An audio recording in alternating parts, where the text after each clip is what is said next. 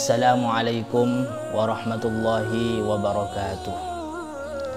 Alhamdulillah, wassalatu wassalamu ala rasulillah Muhammad ibn Abdullah wa ala alihi wa sahbihi wa mawalah. Subhanaka la ilma lana illa ma 'allamtana innaka antal alimul hakim. Rabbi shrah li sadri wa yassir li amri wahlul 'uqdatam min lisani yafqahu qawli. Hadirin para pendengar yang sama-sama mengharap ridha Allah Subhanahu wa taala. Alhamdulillah, sekarang kita telah memasuki bulan yang penuh barokah, bulan yang penuh rahmat, yang mana bulan ini telah Allah cantumkan di dalam Al-Quran.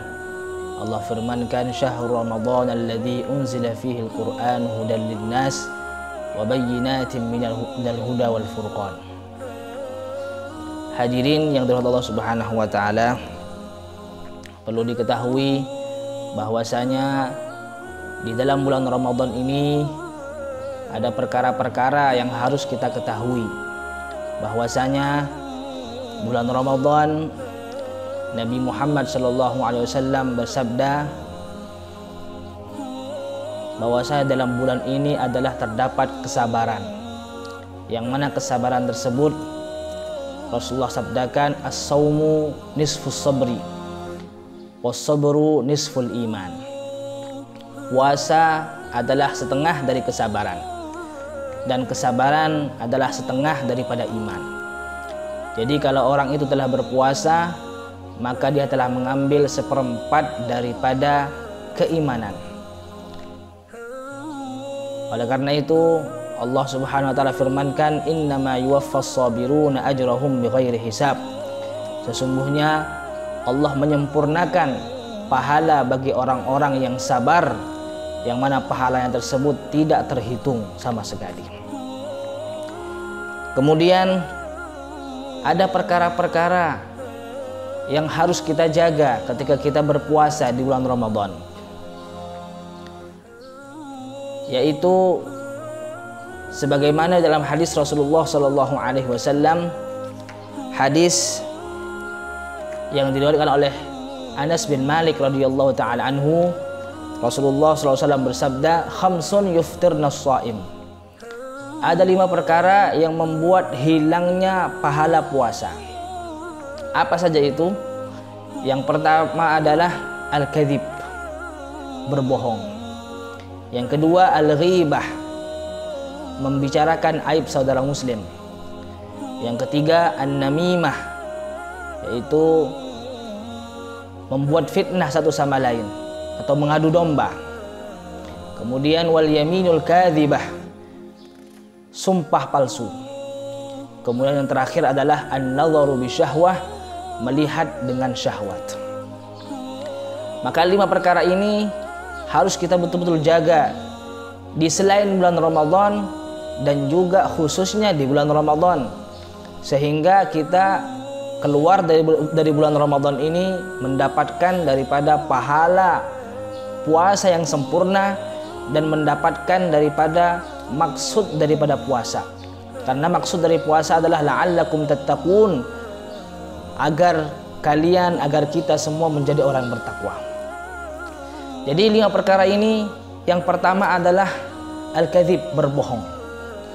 Berbohong ini adalah termasuk sifatnya orang munafik, yang mana Nabi Muhammad SAW sabdakan, ayatul munafik 3, tanda orang munafik ada 3. Idza hadatsa kadzaba, apabila dia berbicara dia berbohong.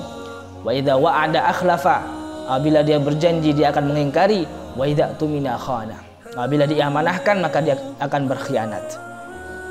Nabi Muhammad SAW pernah ditanyakan, ayakdzibul mu'min, apakah mungkin orang beriman itu berbohong wahai Rasulullah? Maka apa kata Rasulullah? La, tidak. Innama yaftaril kadzib alladzina la yu'minuna bi ayatillah.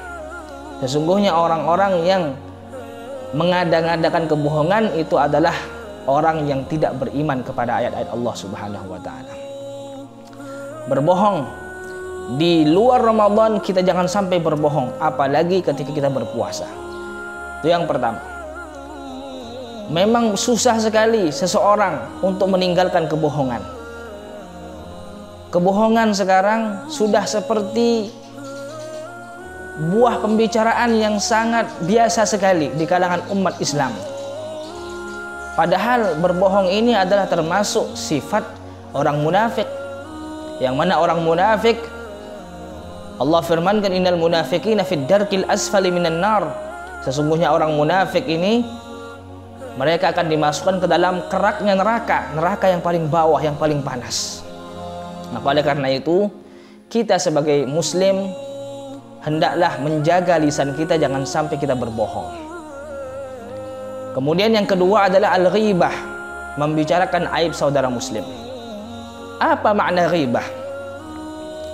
Kita tidak diperbolehkan untuk ghibah atau membicarakan aib saudara muslim di luar Ramadan, apalagi di bulan Ramadan.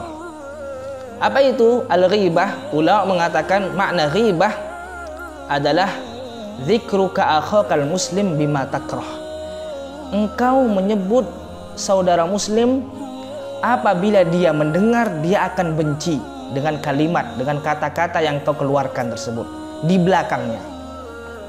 Maka satu sahabat bertanya kepada Rasulullah, ya Rasulullah, in kana ma aqulu fihi, in kana fihi ma aqul, kalau seandainya apa yang saya katakan itu ada pada diri orang tersebut. Maka apa kata Rasulullah? Idza qulta ma fihi faqad ightabtah. Kalau engkau membicarakan saudaramu sesuai dengan sifatnya, engkau telah ghibah. Wa in kana ma taqulu laisa fihi faqad bahattah. Kalau engkau membicarakan aib saudaramu dan aib tersebut tidak ada pada saudara tersebut, saudaramu itu, maka engkau telah memfitnahnya. Maka oleh karena itu hadirin, jaga lisan kita daripada menyebut aib-aib saudara muslim. Bahkan Allah Subhanahu wa taala telah menyamakan orang yang membicarakan aib saudara muslim di belakang atau menghibah seperti orang yang memakan daging saudaranya sendiri. Kemudian yang ketiga adalah an-namimah. An-namimah yaitu membuat fitnah satu sama lain atau mengadu domba.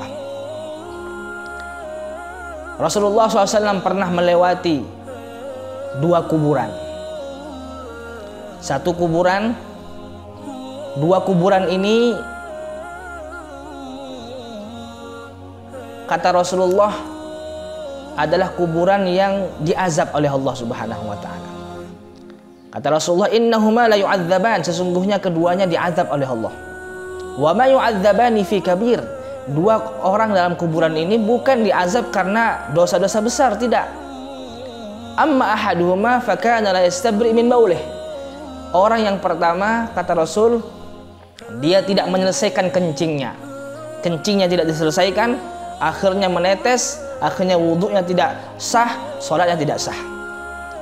Wa kana al-akhar yamshi bin namimah. Orang yang kedua, kata Rasul, dia selalu membuat fitnah, namimah, mengadu domba. Oleh karena itu jangan sampai kita mengadu domba di luar bulan Ramadan, apalagi di bulan Ramadan ini.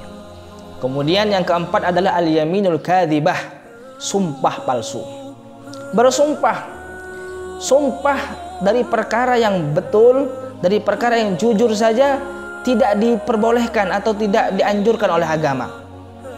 Imam Syafi'i mengatakan, ma halaftu billahi la shadiqan wala kadziban, aku tak pernah bersumpah dengan nama Allah, baik itu dalam keadaan benar, dalam keadaan jujur, ataupun dalam keadaan berbohong, aku tak pernah bersumpah. Dalam keadaan jujur kita tidak dianjurkan untuk bersumpah, apalagi dalam keadaan berbohong. Al-yaminul kadzibah, berbohong, bersumpah, al-yaminul kadzibah, sumpah palsu. Ini betul-betul termasuk daripada dosa besar. Maka oleh karena itu kita jauhi daripada sumpah palsu ini. Yang terakhir adalah an-nadharu bi syahwah, melihat dengan syahwat. Apa saja yang membuat hati kita syahwat, maka kita jauhi perkara tersebut. Karena Rasulullah sabdakan, an-nadharu sahmun masmumun min sihami iblis marjum. Sesungguhnya penglihatan ini adalah termasuk tembakan daripada tembakan-tembakannya iblis yang sangat betul-betul meracuni hati.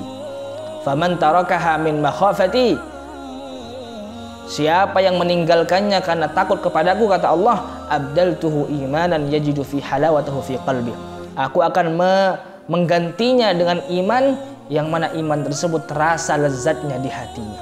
Oleh karena itu, kalau kita bisa menjaga daripada mata kita, menundukkan mata kita dari perkara-perkara yang haram, insya Allah Allah akan berikan kelezatan bermunajat, kelezatan beribadah kepada Allah Subhanahu wa taala ketika kita meninggalkan daripada melihat perkara-perkara yang haram. Kadang-kadang ketika kita sholat, ketika kita membaca Al-Quran, ketika kita sholawat, zikir, tidak ada rasa nikmat. Kenapa? Karena mata kita tidak bisa kita jaga. Bahkan Allah SWT sabdakan, Allah firmankan, kullil mu'minin yaghuddu min absarihim wa yahfadhu furujahum dzalika azka lahum. Katakan kepada orang-orang beriman agar mereka menundukkan pandangan mereka dan menjaga kemaluan mereka. Nah, karena itu kita jaga daripada puasa kita dari 5 perkara ini. Di luar puasa, di luar bulan Ramadan, kita jaga dari 5 perkara ini. Begitu juga di dalam bulan Ramadan khususnya, sehingga kita keluar dari bulan Ramadan kita mendapatkan pahala yang sempurna dari Allah SWT, dan puasa kita pun berkualitas yang tinggi di sisi Allah Subhanahu wa taala. Ini saja yang bisa saya sampaikan. Yang baik datang dari Allah Subhanahu wa taala, yang salah dari pribadi saya sendiri mohon dimaafkan. Wal afu minkum. Assalamualaikum warahmatullahi wabarakatuh.